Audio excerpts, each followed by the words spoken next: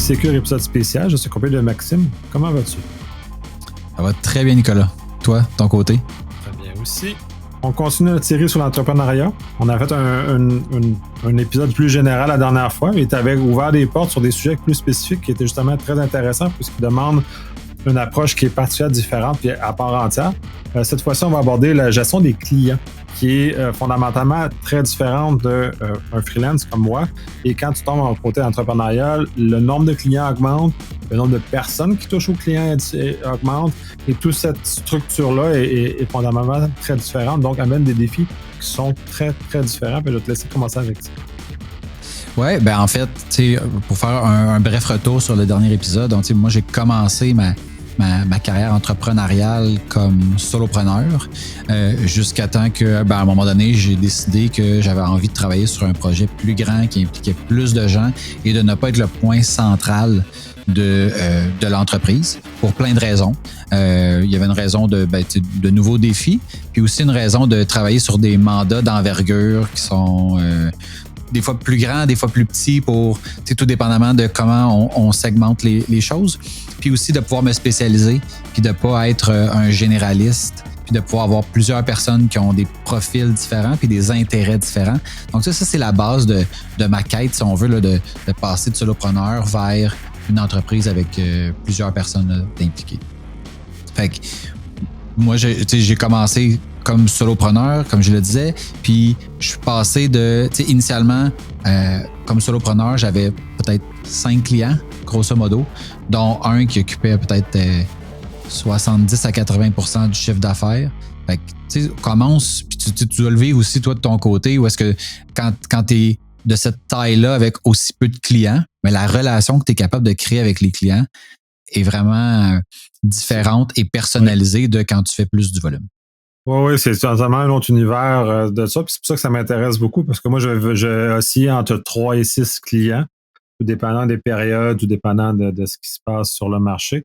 Donc, de cette façon-là, à 3 et 6, généralement, j'ai un contact effectivement beaucoup plus personnel, comme tu devais avoir avec tes clients aussi. Donc, ça devient des relations directes avec le client, dans lequel on établit cette relation-là. Puis quand ça va bien, on répète l'expérience dans le temps. Mais ça demeure une expérience qui est très personnelle, mais quand on commence à changer, donc on s'en va vers devenir une vraie entreprise avec des employés et plus de clients, bien là, on monte 100, 200, 300 clients, là, ce qui devient virtuellement impossible d'établir ce lien personnel-là, du moins entre toi qui étais dans ce cas-ci solopreneur à ce que ton entreprise est rendue maintenant, là. Oui, exactement. Puis, tu sais, au-delà de, tu peux avoir le nombre de clients, mais aussi le nombre d'intervenants dans ton entreprise. Donc, moi, le premier step que j'ai fait, ça a été pas d'augmenter le nombre de clients, mais d'augmenter le nombre de personnes dans l'entreprise. Donc, j'avais encore mes 3 à 5 clients, si on veut. Puis là, j'ai engagé une personne pour venir m'aider parce que j'étais même pas capable de servir ces 3 à 5 clients-là, étant donné qu'on avait trop de demandes. Puis le fait de passer de une personne à 2, tu te rends compte de tous les gaps que tu as dans la gestion de l'information, la gestion des demandes, la documentation, le suivi des dossiers. Moi, je suis quelqu'un qui a une excellente mémoire. Donc, moi, dans ma carrière d'étudiant, là, autant au secondaire, au cégep, à l'université, l'agenda, pour moi, c'est un outil qui sert la première semaine pour tenter de se structurer alors que la session d'avant, tu n'as pas totalement réussi. Fait que la première semaine, tout est noté là-dedans, les lectures, les travaux, les ci, les ça. Et après ça, ça devient un livre vierge qui sert à rien parce que j'ai tellement de bonne mémoire que je me rappelle des travaux, je me rappelle de ci, je me rappelle de ça. Puis ça, je l'ai vécu aussi en entreprise. Jusqu'à ce qu'à un certain moment, là, le volume, parce que là, tu as plein de rencontres, tu as plein de projets de subtilité. J'en ai pas tant que ça parce que j'ai 3 à 5 clients, mais à un moment donné, ça devient plus grand que ce que mon cerveau peut se rappeler. Puis là, c'est là que d'avoir un calendrier, d'avoir un logiciel de gestion de projet. Au départ, moi, je gérais ça. Là, grosso modo, c'était du courriel. Du courriel, puis à l'époque, je me rappelle que Gmail avait un système pour tu peux mettre des petites tâches avec des crochets. Fait que c'est comme si c'était vraiment un one-liner, puis tu cochais quand tu avais fini, puis ça disparaissait dans le néant une fois que c'était terminé. Pendant longtemps, ça m'a convenu, mais la journée qu'il y a une autre personne qui est rentrée dans l'entreprise, tout ça ne fonctionnait plus.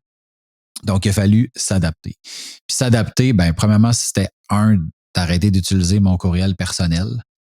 Donc, là, tu sais, de créer vraiment une structure d'entreprise où est-ce qu'on peut avoir dans le fond, un bris, si on veut, ou une séparation plutôt entre le personnel et le professionnel. Après ça, de pouvoir partager l'information. C'est juste de dire, OK, mais là, si je veux documenter tel processus, je mets ça où? Moi, je documentais tout dans mes courriels. C'était des courriels en draft, puis que je notais mes rencontres là-dedans, puis ça restait des drafts pour aussi longtemps que nécessaire. Fait que ça a été de créer comme une espèce d'intranet. Puis après ça, ça a été de faire comprendre aux clients que je n'étais plus la seule personne au courant du dossier et qu'à partir de maintenant, par exemple, là, mon collègue Nicolas va se joindre à la conversation et bientôt prendra le contrôle de la conversation et du dossier, puis d'arrêter de se référer à moi. Ça a été comme un passage dans la gestion de clients qui a été très, très difficile parce que les clients ne dealaient pas avec l'entreprise, ils faisaient affaire avec Maxime. Puis ça, à un certain moment, ça devient très, très difficile de se détacher de tout ça parce que moi, je suis au courant de tout. Il n'y a rien qui a été noté. Tout est dans ma tête. Comment je fais pour passer le savoir? Ça a été un très, très gros défi. Puis ça prend une volonté là, de faire pour être capable de documenter ça, que ça fasse du sens, puis de bien se structurer. Fait que je sais pas, toi, de ton côté, est-ce que tu te reconnais dans la gestion ou est-ce qu'il y a beaucoup de trucs personnels? J'ai fait de la séparation assez rapidement, mais dans l'absolu, mes boîtes courriel convergent toutes vers la même place. Fait dans l'absolu, j'ai une place où tout converge, même si de façon abstraite, les noms de domaine changent par rapport à comment les gens écrivent. Fait que ça, déjà là, oui, mais non. Fait que j'essayais de faire. J'avais exactement ce scénario-là. Oui, c'est ça. Fait que c'est la façon facile de gérer. Ensuite, la documentation, ça présente un défi. Puis à terme, oui, j'avais une excellente mémoire, un peu comme toi aussi. Je prends très peu de notes. J'allais, puis ça même, à certains moments dans ma vie, ça l'avait insulté, notamment des clients, parce qu'ils voient, tu prends pas de notes. Ouais, mais tout est dans ma tête, j'ai pas besoin de prendre de notes. Pourquoi je prendrais des notes? Fait que tout cet élément-là a énormément guidé ma carrière, mais rendu à un certain volume, parce que mon volume professionnel est quand même assez élevé. Et là, je suis rendu à un moment où je commence à documenter, pas parce que j'ai du transfert de connaissances ou assurer qu'il y a un suivi dans le dossier, mais juste moi pour avoir le suivi, parce que ce que j'ai appris avec le temps, c'est que même si moi, mes interventions sont discontinues, c'est-à-dire de façon, je suis pas de façon continue chez un même client, j'ai le nombre de clients qui présentent, mais de façon alternée, puis de toute façon, tout dépendant des sprints de travail. Des fois, ça peut prendre 2 semaines avant que je reparle au même à un client. Donc, lui, dans sa tête, il y a une continuité. Moi, dans ma tête, il n'y en a pas de continuité entre les deux. Ouais. Donc, c'est ce petit volet-là que j'ai dû apprendre dans les dernières années à pas aussi loin que qu'est-ce que vous avez à faire, mais quand même un certain nombre pour être capable de reprendre le dossier. Et quand je reparle au client 2 semaines plus tard, je le reprends exactement à l'endroit où je l'ai laissé. Pour lui, c'est ça qu'il vit. Même si moi, c'est pas ça. Et pour la relation client, c'est toujours mieux de donner cette continuité-là, parce que c'est ça qu'il cherche aussi. Le client, cette continuité-là, il ne pense pas que, même s'ils savent pas en même temps qu'on travaille à plusieurs endroits en même temps. Donc, il y a comme un refus de leur part d'accepter ça. Puis c'est correct qu'ils ne voient pas parce que eux, le client, sont importants. Donc, d'amener ce genre de choses-là. Fait que oui, ça demande l'organisation. Avec le volume demande l'organisation. Mais le passage d'informations, ça demande un élément supplémentaire que je n'ai pas à faire, heureusement ou malheureusement, peut-être qu'on veut voir ça, mais justement qui permet de construire ça. Puis ça doit être quand même assez compliqué de partager la relation client avec d'autres collègues. Moi, j'ai pas à faire ça du tout, fait que j'ai aucune idée comment je passe le bâton à un autre ou comment j'amène le client à dire OK, c'était moi, mais maintenant, c'est nous qui servons ça, puis d'amener à ça, pour moi, ça, c'est complètement étranger. J'ai jamais eu à faire ça. Mais tu vois, quand j'ai commencé, rapidement, une personne, on est devenu 2, puis après ça, on est devenu 3, puis 4, assez rapidement. Puis à l'époque, la façon, avec un aussi petit nombre, à 3-4 personnes, la façon qu'on avait trouvé de faire ça, c'est qu'on se partageait les clients. Fait que, moi, je m'occupe de lui, toi, tu t'occupes de lui, puis là, ça fonctionne bien, jusqu'à temps que ça fonctionne plus. Fait que dans le fond, la raison pour laquelle ça fonctionne plus, c'est si par exemple on est deux, puis je m'occupe de 2 clients, puis tu t'occupes de 2 clients, puis que là, à un moment donné, ben moi, mes 2 clients me sollicitent à fond, ont plein de demandes, puis toi, de ton côté, tu as terminé ce que tu avais à faire. Ben, on se retrouve devant OK, ben là, moi, je suis surchargé, puis toi, tu n'as plus rien à faire. Fait que comment on gère ça? Puis ça a fait évoluer, dans le fond, les outils qu'on utilisait à l'interne. Donc, mettons, initialement, ben, quand tu écrivais mettons, à notre entreprise, ben, tu écrivais directement à mon courriel à moi. Fait que moi, je gérais tout ça. Fait que c'était tout dans mes courriels, puis la vie est belle. La journée que je veux que tu reprennes ce dossier-là, OK, comment si je vais-tu retourner dans mon historique de courriel et te forwarder toutes les communications qui ont eu lieu entre telle date et telle date, comment je fais pour passer la balle là-dessus? Puis là, c'est là qu'on s'est procuré un système de gestion de tickets. Donc, dans le fond, nous ici, tout est envoyé à support commercial satellitewp.com de la part des clients. Et c'est une boîte qui est commune, donc qui est gérée avec un logiciel de gestion de tickets. Puis on peut s'assigner les tickets, les transférer, puis tout ça. Fait que tout l'historique est bâti dans l'application. Puis après ça, les intervenants se font assigner certains projets, certaines parties de projets, certains clients, tout dépendamment de ce qu'ils font dans l'entreprise. Puis après ça, c'est aussi segmenté en fonction des tâches. Donc, je pars de mon exemple là, où est-ce qu'au début, Maxime s'occupe de tout. Bien, aujourd'hui, Maxime ne s'occupe pas de tout. Même dans la relation ou dans la tâche avec un client, là, ça, c'est relativement nouveau. On est rendu à un point où est-ce que on a vraiment séparé les ventes des opérations. Donc, pendant un bon moment, n'importe qui pouvait faire de la vente. C'est-à-dire, si pour régler ton problème, tu as besoin d'acheter un plugin ou quelque chose comme ça, ben, je le dis directement au client, je donne le lien, il s'arrange avec ça, puis je vais gérer après ça les accès, etc., etc. Maintenant, on a des silos qui sont plus définis, si on veut. Donc, on a la partie vente qui en est un, la partie opération, donc coordination, si on veut, le fait d'avoir quelqu'un qui va aller courir après les users puis les passwords de différents comptes, qui va coordonner que là, on a 22 tâches qui sont rentrées, lesquelles vont être faites à quel moment et par qui. Puis après ça, ben, le dernier silo, c'est les développeurs qui vont faire l'exécution de ce qui a été demandé. Donc, si on recule de pas si longtemps que ça, on recule de comme quelques années, avec une personne qui pouvait potentiellement faire tout ça parce qu'on s'attribuait des clients et non des tâches liées à ou des responsabilités, si on veut. Mais là, le modèle a montré que on n'est plus capable de gérer de cette manière-là. Ça crée juste trop de confusion. Il faut surtout que les gens soient experts en vente, en développement, en relation client, en gestion d'horaire, en conflit. Puis là, c'est la belle idée qui était théorique et qui a été pratique pendant un bon moment, ben, nous a rattrapés, puis il faut tout simplement évoluer. Mais je pense que si c'était à refaire, je referais les choses de la même façon, dans le sens où aujourd'hui, avec le nombre de gens qu'il y a dans l'entreprise, c'est beaucoup plus facile de segmenter tout ça que quand tu es 2 ou 3. Ben, à un moment donné, tu ne peux pas te passer à la balle 22 fois parce que moi, je fais les ventes, toi, tu fais le marketing, moi, je fais l'opération, toi, tu fais l'exécution. Puis là, la même demande, on se l'est passé 5-6 fois en l'espace d'une heure. Ben, ça ne fait pas de sens. Tandis qu'aujourd'hui, le volume fait en sorte qu'on peut occuper une personne pendant quand même beaucoup de temps à juste faire la coordination des choses, chose qu'on ne pouvait pas faire avant. Oui, ben c'est ça, c'est que là, il y a un avantage réel à la spécialisation. Quand tu es trop petit, il n'y a pas d'avantage parce que tu ne réussiras jamais à occuper quelqu'un à 100% de son temps sur des tâches plus spécifiques et qui sont de coordination, par exemple, comme tu mentionnais, ou les ventes. Justement, en parlant de vente, ça m'amène au changement parce que moi, ça, c'est inexistant. Soit c'est sous-traité ou soit c'est des relations directes. Là, d'arriver avec une équipe de vente ou au moins une personne à la vente, ça change vraiment le modèle. Ça change aussi la relation avec le client parce que avant, c'était toujours la personne qui exécute ou en tout cas dans l'entourage de la personne qui exécute. Ouais. Là, c'est plus la personne qui exécute, là, c'est un tiers qui s'occupe de la relation. Ça doit avoir un effet quand même sur ce qui se passe et comment tout ça se vit, autant à l'entreprise que chez le client. Totalement. En fractionnant, si on veut, les deux côtés. Donc, dans le fond, nous, de notre côté, on appelle ça, d'un côté, c'est vente, de l'autre côté, c'est opération.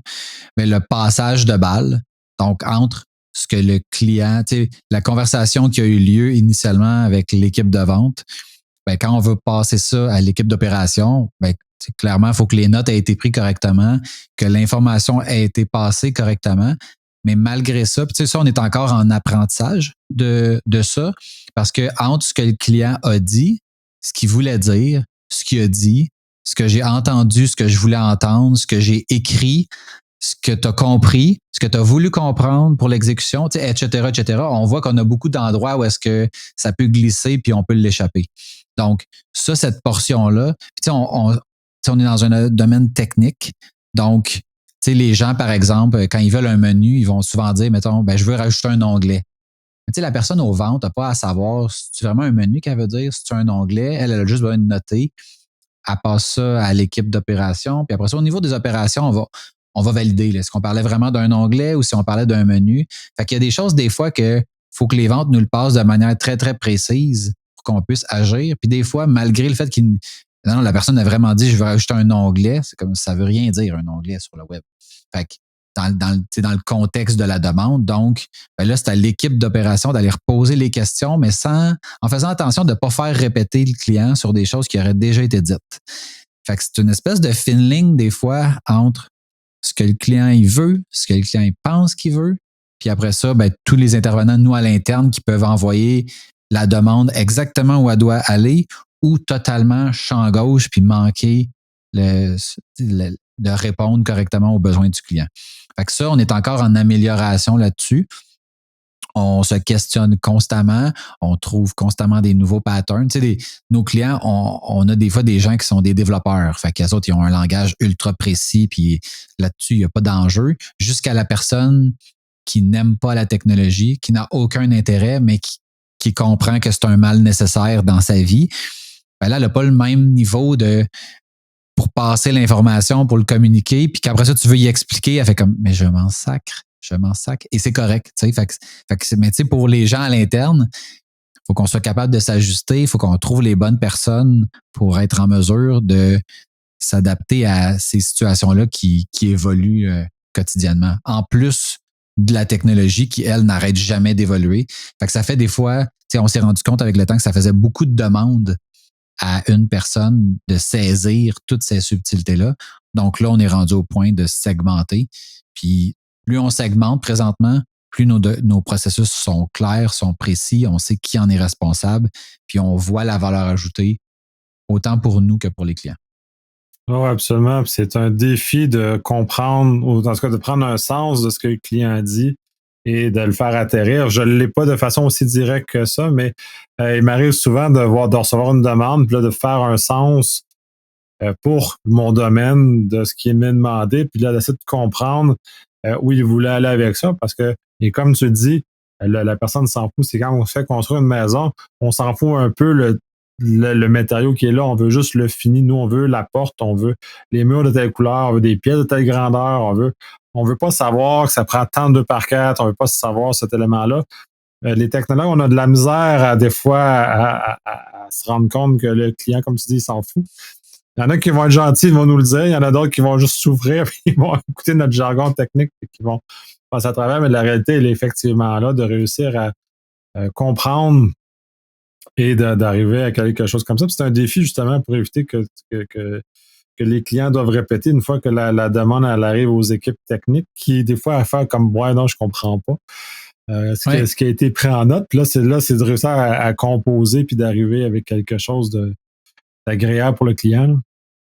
Oui, puis c'est pas tout le monde qui se rend compte qui communique bien ou qui joue le jeu correctement. Tu sais, je reviens à ton exemple de maison. Tu sais, des fois, mettons, peut avoir un client qui va nous demander, moi, je veux toute ma maison, là, ça soit montée là, en métal. Parce que du métal, c'est pas mal. Tu sais, je veux que ça soit solide. Puis, OK, mais ça peut être fait en bois puis être aussi solide. Mais là, ils partent avec une espèce d'idée préconçue. Mais là, si nous, on part que, OK, il n'y a pas de bois, ça prend du métal, plutôt que de dire, ben, t'es peu, mais pourquoi qu'il veut ça?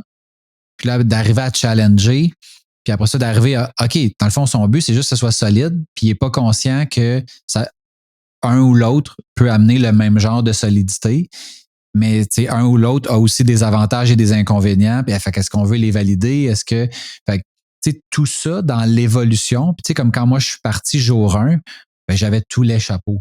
Mais aujourd'hui, quand on engage des gens pour joindre l'équipe, ces gens-là ne peuvent pas avoir tous les chapeaux, puis n'ont pas l'historique du pourquoi et du comment on fait ce qu'on fait. Puis comme toutes les erreurs qu'on a faites qui amènent à, ben là, on a un processus, puis on n'en déroge pas parce qu'on sait que à toutes les fois qu'on sort du processus, le projet s'en va pas dans la bonne direction, puis ça crée des frustrations de part et d'autre. Fait que, tout ça, on peut en parler comme ça, mais il y a une partie aussi d'expérimentation, puis d'être très, très ouvert aux réactions de nos clients dans le but de pouvoir s'ajuster. Puis moi, je me rends compte que la nature du travail a aussi évolué. Puis quand j'ai commencé, puis j'avais 3 à 5 clients, toutes les demandes que je faisais étaient en lien avec du code. Donc, les outils, moi, tout était lié, puis là, ça va être technique, là, mais tout était lié à un commit dans Git. Fait que c'était comme une demande, je crée un issue dans mon logiciel, je crée un commit. Puis là, c'était ultra précis comme ça. Puis en évoluant, ben, on s'est rendu compte qu'il y avait beaucoup plus de problèmes de configuration des outils, de compréhension des outils. Donc, souvent, notre travail n'est pas lié à produire du code, mais bien à comprendre l'interaction entre les divers outils, puis débugger des choses qui impliquent pas directement du code, mais plus de la compréhension d'outils, la compréhension de comment intégrer. Fait que là, présentement, on n'utilise plus du tout les outils de la même façon. Puis à l'époque, c'était un outil qui était totalement centré sur Git et la gestion de code. Puis aujourd'hui, c'est beaucoup plus sur des tâches et de la gestion de temps. Puis ça, c'est l'évolution de ce qu'on fait qui nous a amené vers ça, mais avec un échantillon, si on veut, de 3 à 5 clients, ben, tu n'as pas les mêmes enjeux que quand tu passes à plus qu'une centaine. Puis là, c'est là où on est rendu. Puis là, les enjeux en termes de gestion de clientèle se rattachent beaucoup à, par exemple, la gestion de la qualité. Fait que l'assurance qualité, ben, quand je suis tout seul, puis c'est moi qui décide de comment ça se fait, ben, c'est un peu difficile de ne pas respecter mes propres règles. Il y en a qui sont capables de faire ça, mais c'est pas de manière générale, quand tu es à ton compte, tu décides que tu fais X, ben, c'est X qui arrive, puis ça vient de s'éteindre. Quand tu es une équipe, puis que comme 4-5 personnes qui peuvent faire le même genre d'intervention, ben, comment s'assurer que le niveau de qualité est le même, peu importe l'intervenant, que les conseils qui seront donnés aux clients sont les mêmes ou dans la même lignée, tout en essayant de ne pas trop teinter les gens pour qu'ils aient quand même leur personnalité. Fait que tout le monde vient d'un background qui est différent, a vécu différentes problématiques. Fait que des fois, on a des espèces de petits go-to de ben moi, je fais jamais ça comme ça parce que ça m'est déjà arrivé de me faire brûler dans tel contexte. Fait que comment on ramène tout ça dans une espèce de centre qui est commun pour assurer que peu importe qui fera la tâche, elle sera faite avec la même manière, si on veut, ou avec la même rigueur. Ben ça, c'est les enjeux justement de gestion de clientèle que quand tu es seul versus quand tu es 10, ça se gère pas du tout de la même manière. Fait que je me questionne à savoir de ton côté, si tu as 2 fois le même genre de projet ou le même genre de client, comment t'assures que pour une même tâche, tu vas donner le même. Tu sais, mettons, supposons que tu as une analyse de sécurité à faire sur un environnement, c'est comme un environnement quelconque, ben, comment tu t'assures que le premier rapport ne sera pas trop différent du deuxième? As-tu des mécanismes en place ou si tu vas de manière plutôt lousse? C'est des bases de connaissances qui établissent ce genre de choses-là. Je suis un peu moins structuré que la nécessité de votre côté de l'aide, justement, de la relation client, l'historique client, l'historique des bonnes façons de faire, les erreurs qui ont été faites dans le passé et comment se les éviter à l'avenir. C'est facile, c'est d'autant plus facile parce que moi, si je fais une erreur, je vais m'en souvenir, je n'en referai plus. Quand on est dans une équipe, fait que chez un client X ou des choses comme ça, fait que je ne répéterai pas 2 fois la même erreur chez le client.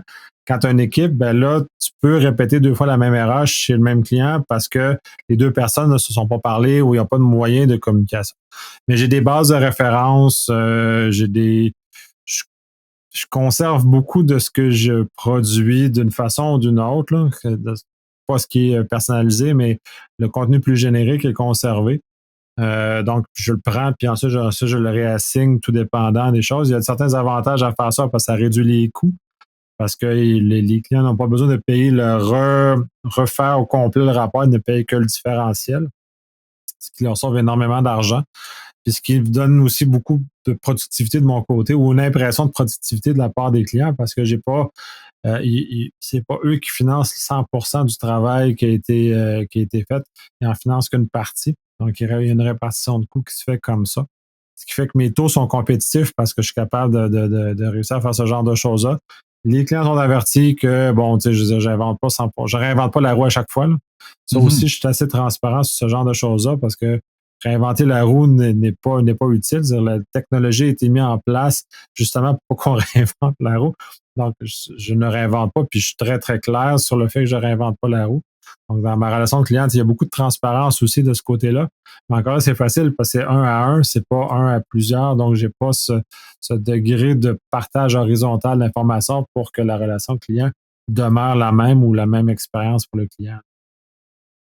Très intéressant. Puis, tu sais, je pense que l'aspect documentation qui n'était pas un aspect, c'est drôle parce que je suis passé de 0 documentation pratiquement à là maintenant, tout est documenté. Si on veut pouvoir, entre guillemets, reprocher à quelqu'un de ne pas avoir suivi les procédures, ben, encore faut-il qu'il y ait des procédures. Fait que, nous, de notre côté, la quantité de temps qu'on met en documentation, on a un logiciel de projet dans lequel on peut créer des templates de projet. Puis dans les templates de projet, on peut avoir des listes de tâches. Fait que des fois, on a juste des listes de tâches qui appartiennent à certains bouts précis. Et quand on a un projet qui, OK, ça implique une migration, bon, ben, prends le projet de migration, ben, en l'espace de 2 minutes, on a un projet qui est créé, puis on sait une migration, habituellement, ça va prendre à peu près combien de temps? C'est les 72 tâches suivantes dans tel ordre, puis la personne est capable justement de ne pas se tromper. Puis aussi, c'est quand il y a un changement dans l'équipe. Donc, si par exemple, demain matin, tu décides de joindre notre équipe, ben là, faut que quelqu'un, par exemple, la personne qui était responsable des migrations, ben quitte, puis ça devient toi, ben il ne faut pas qu'il y ait de perte de qualité dans l'historique qui a été bâti, même si la personne qui l'a bâti s'en va, change de poste, est réaffectée, peu importe la raison, ben il faut être en mesure d'assurer le niveau de base, mais aussi de le faire évoluer. Puis la documentation, puis je le sais, ça, c'est vraiment pas sexy. Puis au début, quand quelqu'un joint l'équipe, il faut tout le temps se battre là, pour leur faire comprendre que non, c'est pas du temps perdu. Non, c'est pas du temps perdu. Les gens aiment pas documenter, mais la quantité de fois que ça nous a sauvés, c'est fou, là. La quantité de fois qu'on n'a pas oublié de faire une petite étape parce que, oui, c'est vrai, parce qu'elle est documentée, puis que c'est une étape, il faut que tu la coches pour pouvoir arriver à la prochaine. Ça, et aussi, des fois, des questions qui arrivent plus tard dans les projets, là, où est-ce que là, les clients vont challenger certaines choses, disent, mon collègue ici, parce que moi, par exemple, moi, j'interviens souvent dans des situations qui sont plus problématiques. Fait que moi, je suis dépendant de la documentation des autres. Fait que, quand ils écrivent dans un projet, j'ai fait le code, je sais pas moi de quel code on parle. Fait que d'aller mettre plus de viande pour que la journée qu'il y a comme une question qui arrive, je peux dire, vous avez demandé X, Y, Z. Le développeur a fait X et Z parce que vous avez dit aussi dans l'appel téléphonique, là, évidemment, ça, c'est pas noté. La conversation n'est pas notée, mais la personne a dit, j'ai eu un appel et la cliente a demandé de retirer l'option Y. OK. Fait on a une historique de tout ça, mais mettre ça en place puis coacher les gens à l'importance de la documentation parce que tu le sais comme freelance, quand tu oublies quelque chose, toi, tu es la personne qui exécute, qui reçoit les félicitations et aussi qui reçoit le pot en pleine face quand ça fait pas la job. Quand tu grossis, ça, c'est 3 personnes différentes. Tu sais? Fait que l'absence de, je sais pas moi, d'une certaine rigueur, ne va pas toujours retomber sur la personne sur qui ça devrait retomber. C'est la personne qui est aux ventes qui va avoir travaillé super fort pour aller chercher la relation. Puis là, parce que quelqu'un dans l'équipe de production n'a pas fait ce qu'il devait, c'est la personne aux ventes qui doit faire l'appel difficile puis aller chercher un budget supplémentaire. Puis, fait que ça, c'est un enjeu que souvent, quand tu es seul, tu comprends la game que, OK, t'as merdé, t'as perdu le client, t'as perdu le revenu, puis ton voyage, tu peux l'oublier. Ici, malheureusement ou heureusement, ça fonctionne pas comme ça. Ça n'a pas d'impact direct. La paye va tomber quand même jeudi prochain pour tout le monde. Puis l'impact se fait comme à un niveau qui est différent. Donc, de sensibiliser les gens sur l'importance de la rapidité, de la qualité, de bien traiter les gens, mais aussi de ne pas se laisser marcher ses pieds. Parce que ça, c'est une autre chose que, mettons, moi, à la limite, c'est ma business, je peux décider de renvoyer n'importe quel client, mais j'aimerais ça, c'est arrivé bien souvent qu'il y a des situations qui ont été escaladées jusqu'à moi où je me dis, waouh, vous avez toléré ce comportement de ce client pendant tout ce temps. Laissez-moi mettre fin à tout ça. Puis j'appelle le client, puis on dit, c'est terminé. On se parle, je me ferai pas parler comme, moi, je tolérerais pas de me faire parler comme ça, puis je tolérerais pas que tu parles comme ça aux gens de l'équipe.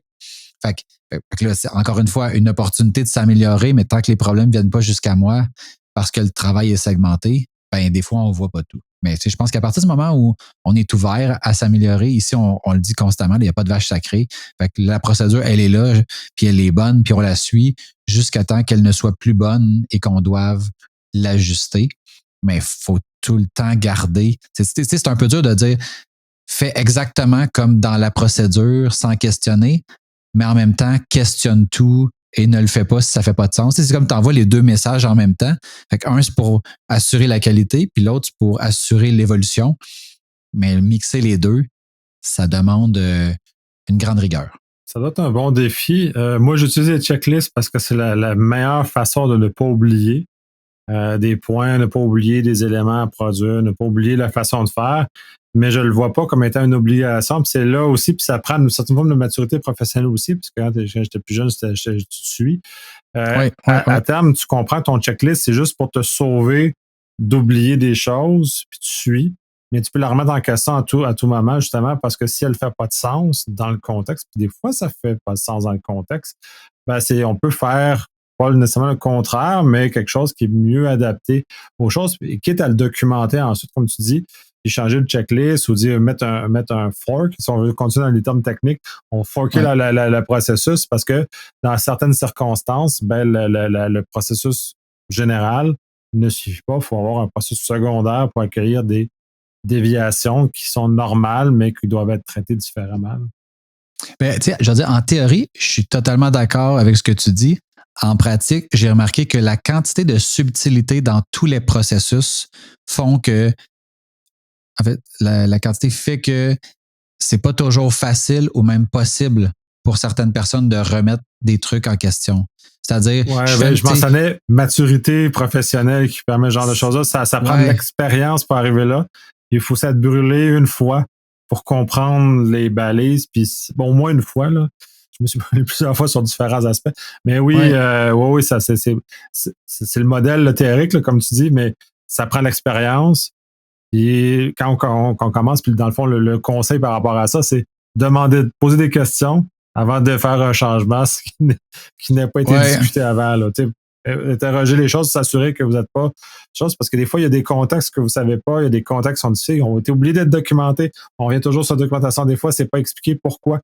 Et moi, je fais beaucoup l'effort d'expliquer le pourquoi des démarches, parce que une fois que le pourquoi est expliqué, les gens vont être un peu plus autonomes dans la prise de décision, là, notamment chez le client. J'essaie d'expliquer pourquoi je fais les choses. En général, ça soulève moins de résistance, mais... Oui, ben, je pense que tout part d'une bonne volonté, mais en même temps, je prends, mettons, notre entreprise comme exemple. Ça fait 7 ans que le projet roule. Entre le jour 1 puis aujourd'hui, il s'en est passé des choses.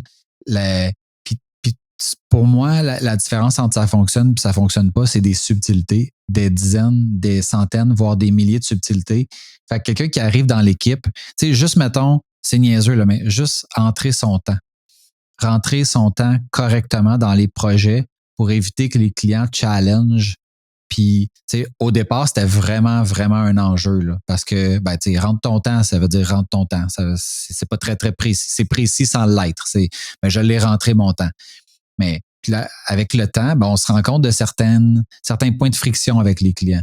Donc, par exemple, le fait de dire j'ai envoyé un courriel de suivi puis de mettre du temps là-dessus, les gens n'aiment pas ça, se faire charger pour des courriels de suivi.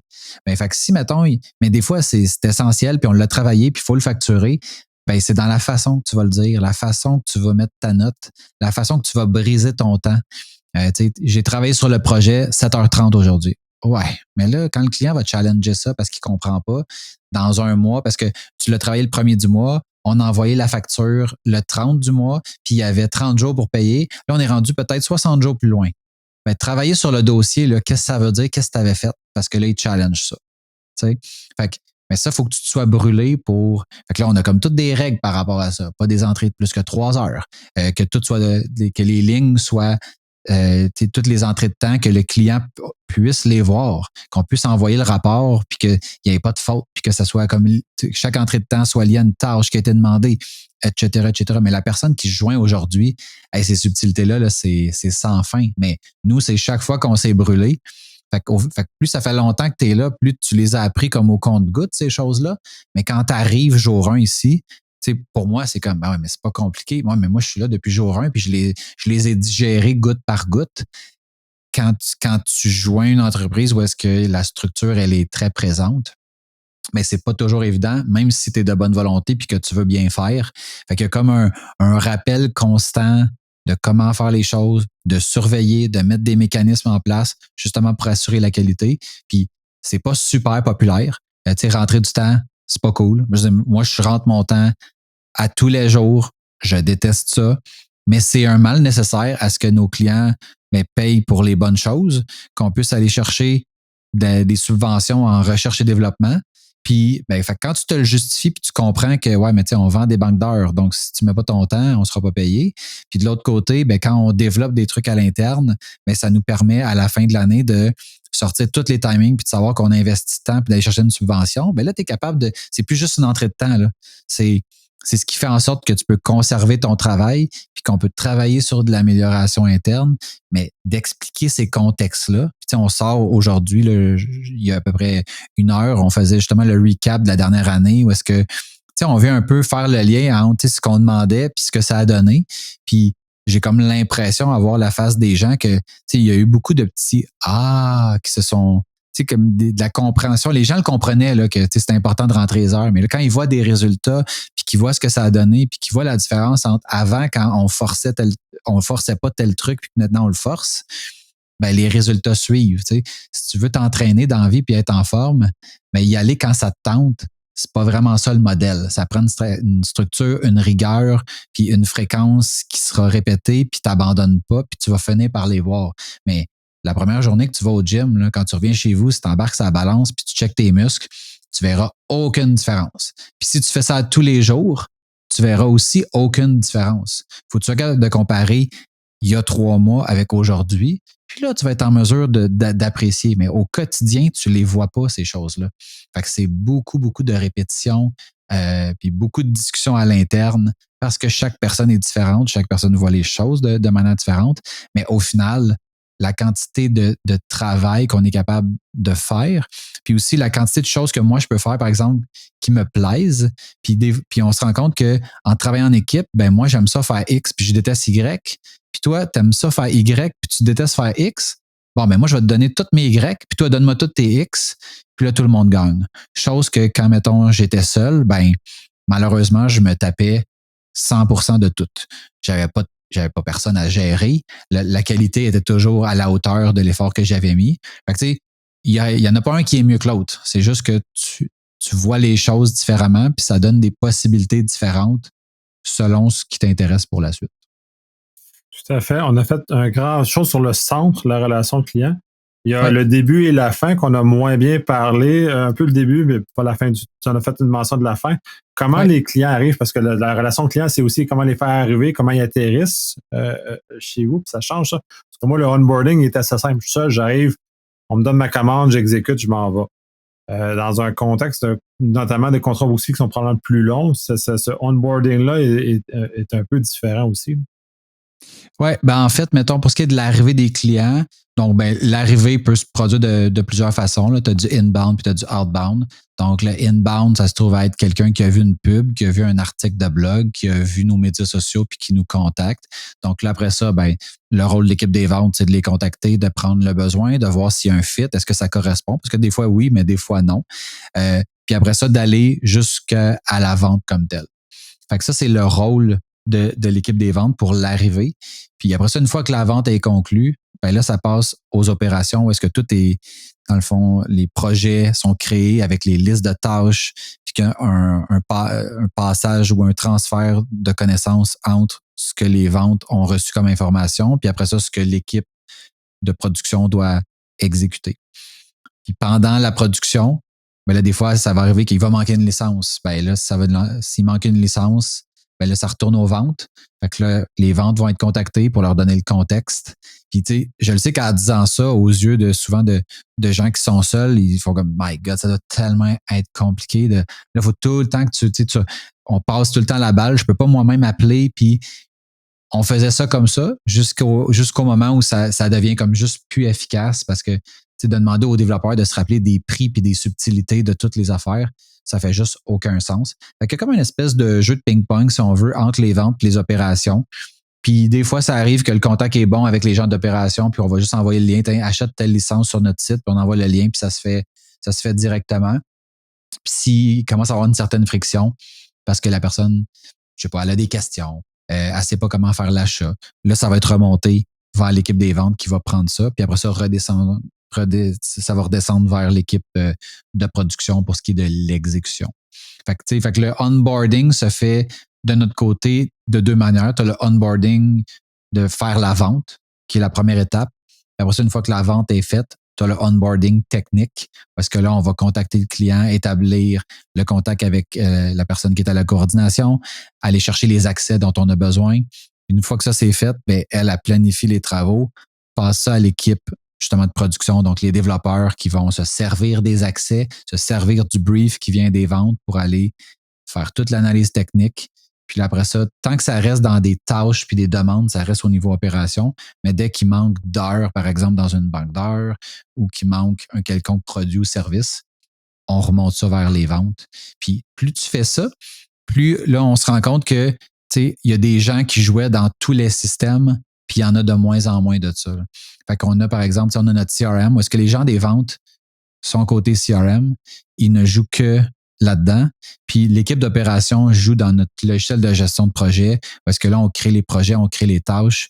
Puis là, la ligne devient de plus en plus claire versus avant. Tout le monde allait dans le CRM, tout le monde allait dans le logiciel de projet parce que à un moment donné, tu sais juste plus, là. Tu sais, la personne qui a un problème technique parce qu'il manque une licence, je mets ça dans le CRM ou je mets ça dans le logiciel de projet.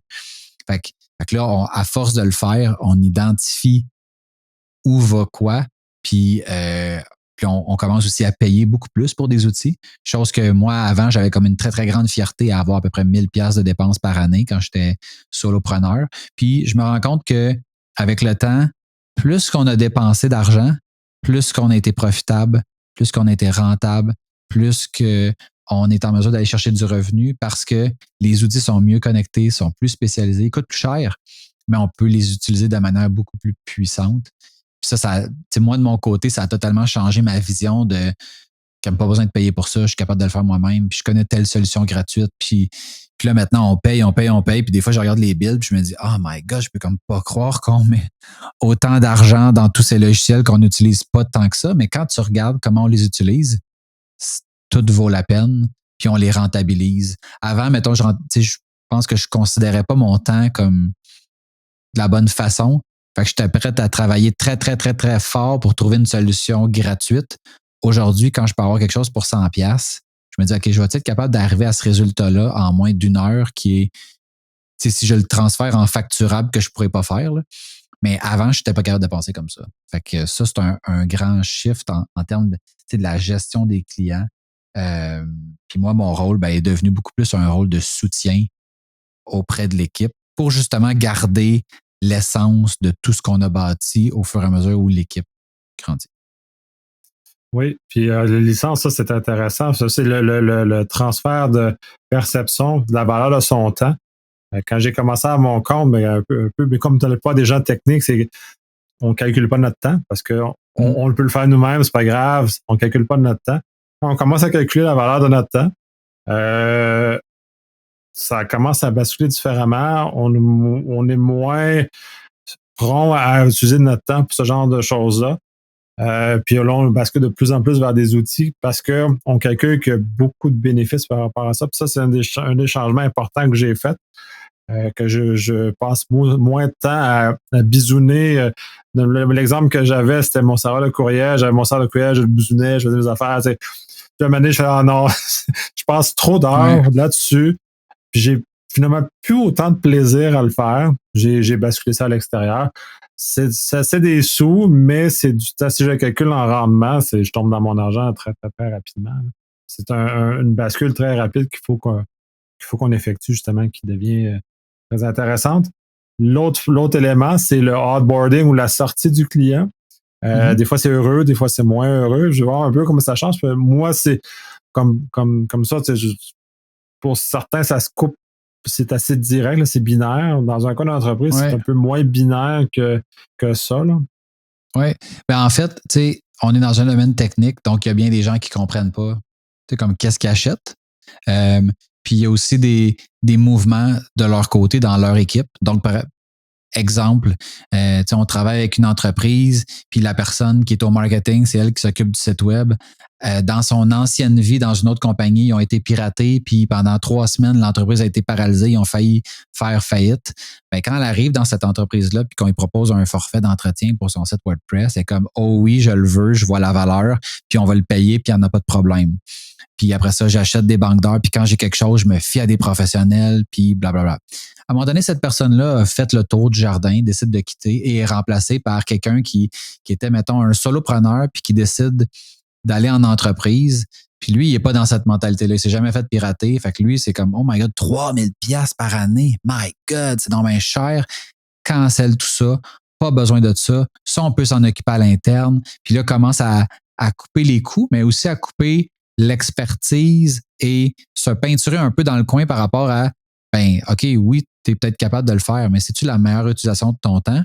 Puis la personne, comme tu dis, tu sais, mettons, je suis passé par là, fait que je le sais ce que c'est de considérer juste les dollars et non la productivité, puis le gain, puis etc., etc.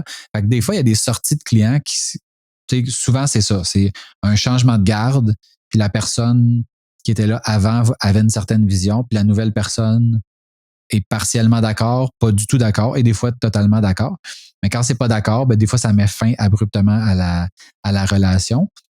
De manière générale, on les voit venir, ce genre de choses-là. Tu sais, on voit que le fit n'est pas totalement là, puis tout ça, on est capable de. C'est rare qu'on a des méga surprises. Donc, quand ça arrive, quelqu'un qui veut quitter, ben, la première étape, ça commence par l'équipe des ventes. D'aller valider le besoin, de comme êtes-vous sûr que c'est vraiment ça? Puis de regarder est-ce qu'on a d'autres produits et services qui pourraient alléger. Tu sais, un exemple, là, c'est, mettons, tu as des produits, t'as des services annuels chez nous, puis là, ça va renouveler le mois prochain, puis tu n'as pas les liquidités. OK, ben j'annule tout. OK, mais tu savais-tu que tu peux passer en mensuel, puis tu vas peut-être payer un petit peu plus cher par mois, mais sur ton cash flow, si tu n'as pas le cash, si tu n'as pas 3000 là, tu as-tu 200, puis ça se peut, là, ça. Fait que des fois, souvent, les ventes vont juste dire, ben regarde, ajustons le forfait, puis au lieu de payer annuellement, ça va être payé mensuellement. C'est bien correct. Des fois, ça va être, OK, mais là, vous aviez un méga forfait, mais au lieu de tout annuler, on peut passer à un forfait en dessous qui va avoir un petit peu moins de features puis qui va correspondre à votre budget puis à vos attentes. Puis, OK, ben ça peut fonctionner. Des fois, c'est un autre produit totalement. Puis, des fois, c'est non, c'est fini parce que un exemple, ça peut être, j'avais un site WordPress, puis j'ai fait faire un nouveau site, puis il n'utilise pas WordPress. Fait que là, dans ce cas-là, nous, on est zéro pertinent parce qu'on n'a fait que ça. Fait que là, une fois que les ventes vont avoir parlé, ben ça va être puis qu'on va avoir vraiment on change de produit ou on annule tout. Mais là, ça va retourner un peu comme pour le onboarding. Ça va retourner aux opérations pour dire, ben finalement, la décision du client est X et il faut faire Y. Puis là, si ça finit que, ben, par exemple, le client s'en va, ben là, il y a encore une fois un projet de départ de nos services avec tout ce qu'on doit faire. Donc, aller déconnecter, par exemple, tous nos outils, supprimer tous les mots de passe que le client peut nous avoir donnés. Puis après ça, remettre une liste de recommandations parce que même s'il quitte, ben, des backups puis des mises à jour pour son site, il va continuer d'en avoir. Puis nous, notre mission, c'est de réduire le risque, pas juste de nos clients, mais des sites WordPress. Donc, on a une liste de choses qui doivent maintenant s'occuper eux-mêmes, puis on leur remet. Tu sais, je veux dire, pour moi, c'est plus que juste on crée une business pour faire du cash, puis si tu ne me payes pas, on ne t'aide pas. C'est plus. La mission de la business est plus grande que juste l'argent. Donc, pour moi, c'est super important qu'on leur donne, qu'on leur dise, ben, tu sais, vous accordiez pas de valeur peut-être à ce qu'on faisait ou vous en accordez plus. Mais voici maintenant ce qu'on faisait et que vous devrez faire par vous-même dans le but de réduire le risque, de réduire le piratage. Puis ultimement, tout ça, ça rend service, je pense, à toute la communauté. Parce que plus qu'il y a de vols, mais plus que ça fait monter les prix pour tout le monde et dans tous les secteurs. Donc, on poursuit notre mission comme ça, puis on essaye, dans le fond, que ça se termine, peu importe la manière, là, que ça se termine aussi bien que ça a commencé, dans la mesure du possible. Évidemment, on n'est pas parfait. Des fois, on fait des erreurs. Des fois, les clients font des erreurs. Des fois, il y a des mauvaises compréhensions. Des fois, c'est jamais noir ou blanc, ces choses-là. C'est rare que quand un client quitte, que c'est 100% de notre faute ou que c'est 100% de la sienne. Des fois, il y a un contexte à tout ça. Mais pour moi, c'est bien important de finir ça de manière ultra professionnelle. On ne sait jamais quand est-ce qu'on va se recroiser. Puis moi, j'aimerais ça que si on a l'opportunité de retravailler ensemble parce que ça cliquait, puis c'est juste par exemple, des fois, ça peut être le temps. Tu n'es pas capable de faire des ventes, tu n'en as plus d'argent, tu peux plus te permettre le service. OK, ben coupe-les, puis quand tu seras prêt à revenir, tu reviendras, puis on sera là. Fait que c'est vraiment comme ça qu'on l'aborde. Fait que c'est très, très similaire, l'arrivée puis le départ. C'est juste un petit peu à l'inverse dans certains cas. Ouais, de toute façon, puis j'aime beaucoup l'approche que tu mentionnes parce que ça l'amène le bon karma. Puis je fais des choses similaires à ça où quand je quitte proprement toujours, je documente ce qui est à documenter, je fournis que ce soit une fin qui est plus rapide, faute de budget, parce que ça l'arrive des fois des fins de budget prématurées ou des changements d'orientation qui sont les cas classiques. Mais en général, on les voit arriver, ces éléments-là, même comme solopreneur, on les voit arriver, fait qu'on est capable de se préparer et de préparer notre sortie propre. Ça m'a servi énormément dans plusieurs clients qui m'ont maintenu malgré les coupures, m'ont maintenu plus longtemps parce que je n'étais pas assis là à juste collecter de l'argent. J'étais là, j'ai continué à apporter de la valeur, même en sortie, et tout en compréhension de la situation dans laquelle ils vivaient. Fait qu'en général, ça se passe très bien, cette zone-là aussi. Mais effectivement, le checklist, puis c'est un peu la folie de bien des gens de penser que le checklist, c'est comme donner de la business à d'autres. Ton savoir-faire, c'est pas un checklist. Et ça, on l'apprend vite que c'est ton savoir-faire. Même, tu peux le documenter quand tu veux, c'est pas un checklist. C'est plus compliqué. Comme tu disais, c'est des subtilités. Totalement. Va dans le meilleur restaurant au monde puis vole toutes les recettes. J'ai comme des gros doutes que si tu n'as pas de base en cuisine, tu vas être capable de répliquer tout ce qui est sur les dites recettes. Là. Donc, pour moi, il y a une notion entre avoir l'information et être en mesure d'en extraire les nuances et d'appliquer. N'importe qui peut prendre un crayon et faire un gribouillis sur une feuille, mais il y a comme une différence entre ça et écrire un livre, écrire un poème. Fait qu'il y a comme plein de subtilités. Moi, j'ai Word sur mon ordi, ça fait pas de moi un écrivain. Fait que c'est là souvent que la liste, elle est là. Évidemment, on donne pas toutes les recettes, mais au moins tu sais exactement ce que tu as à faire, tu as des exemples d'outils, puis tu vas te rendre compte que on se croisait pas les doigts finalement, puis que ça le valait. Mais après ça, les raisons qui ont mené au départ sont propres à chacun, puis c'est très, très correct. Oui. Je te remercie, Normand. On a fait un grand tour de la gestion de clients, vraiment, vraiment en très grande profondeur, même plus que j'avais anticipé. Merci, Normand. On a une suite. De toute façon, on va poursuivre avec le fait d'avoir un partenaire en business. C'est compliqué, ça amène des défis en soi. Tu avais même effectivement mentionné que ça aussi, c'est un sujet complet. Donc, on va l'aborder la prochaine fois. Puis d'ici là, soyez prudents et faites attention à vos sites. Merci. Merci à toi.